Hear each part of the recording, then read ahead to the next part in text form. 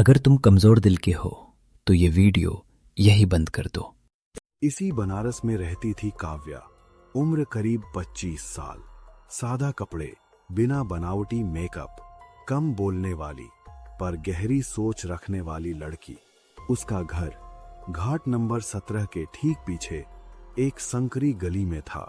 2 कमरे, एक छोटा सा मंदिर। घर छोटा था लेकिन उसमें डर नहीं था, कम से कम अब तक नहीं। उसके पिता घाट पर पूजा पाठ करवाते थे। माँ हर वक्त गंगा नाम जपती रहती थी। काव्या वाराणसी के एक प्राइवेट कॉलेज में लाइब्रेरियन थी। किताबों के बीच शांत जिंदगी। बनारस में हर घाट की अपनी कहानी होती है, पर घाट नंबर 17 उसकी कहानी कोई जोर से नहीं बोलता। शाम ढलते ही लोग वहां रुकना छोड़ देते हैं। नाव वाले उस घाट के पास नाव नहीं लगाते। कहा जाता है रात के समय वहां से फुसफुसाहट आती है, कानों के पास, बिल्कुल पास। कुछ महीने पहले काव्या को नौकरी मिली, सब ठीक चल रहा था। तभी माता पिता ने शादी की बात छेड़ दी। काव्या, अब उम्र हो रही है बेटा। माँ, थोड़ा समय और दे दो, अभी नौकरी शुरू की है। उसी दौरान इलाहाबाद से रिश्ता आया। लड़के का नाम था समर, सरकारी नौकरी, शांत स्वभाव। फोन पर बातें शुरू हुई। समर की आवाज अजीब थी, बहुत ठंडी, जैसे भावनाओं से खाली। तुम्हें बनारस पसंद है? हाँ, यहाँ सब कुछ जीता जागता लगता है। कुछ चीजें मरकर भी जीती रहती हैं। काव्या हंसी, पर उसके कानों में वो लाइन अटक गई। एक रात करीब 11 बजे काव्या छत पर कपड़े उतार रही थी। अचानक उसे महसूस हुआ जैसे किसी ने उसके कान के पास कहा, घाट पर रात में मत जाना। काव्या सिहर गई। उसने इधर उधर देखा, कोई नहीं। उसने खुद को समझाया कि शायद थकान है, लेकिन उस रात नींद नहीं आई। जब नींद आई तो सपना आया। गंगा का पानी धीरे धीरे हिल रहा था। उसी पानी से एक औरत निकल रही थी, सफेद साड़ी, चेहरा ढका हुआ।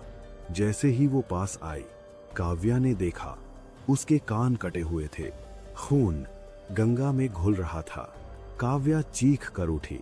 कुछ दिन बाद कॉलेज से लौटते वक्त काव्या को मजबूरी में घाट नंबर 17 से होकर आना पड़ा। शाम ढल चुकी थी, हवा अचानक ठंडी हो गई। उसे लगा कोई पीछे चल रहा है। वो मुड़ी, कोई नहीं, लेकिन पानी में उसकी परछाई के साथ एक और परछाई थी। लंबे बाल, झुका सिर। काव्या वहां से भागी। उसी रात समर का फोन आया। उसकी आवाज अब भारी थी। तुम आज घाट गई थी? तुम्हें कैसे पता? वो जगह उसे पसंद है। किसे? जो अब तुम्हें देख चुकी है। फोन कट गया। इसके बाद घर में अजीब चीजें होने लगी।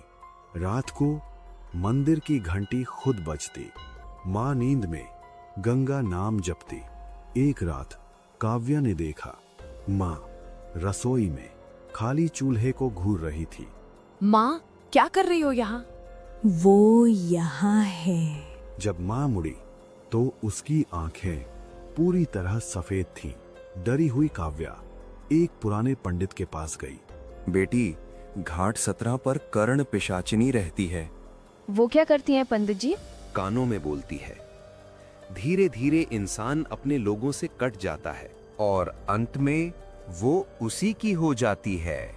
उसी रात समर का मैसेज आया। घाट 17 आधी रात।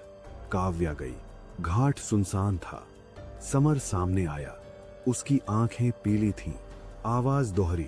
उसके पीछे गंगा से वो औरत निकली, कटे कान, खून सना चेहरा। अब तुम मेरी हो। अचानक मंदिर की घंटी बजी। काव्या के पिता मंत्र पढ़ते हुए दौड़े। औरत जोर जोर से चीखने लगी और चीखते चीखते गंगा में समा गई। समर गिर पड़ा। सब शांत। सुबह समर गायब था। घाट 17 बंद। सब सामान्य।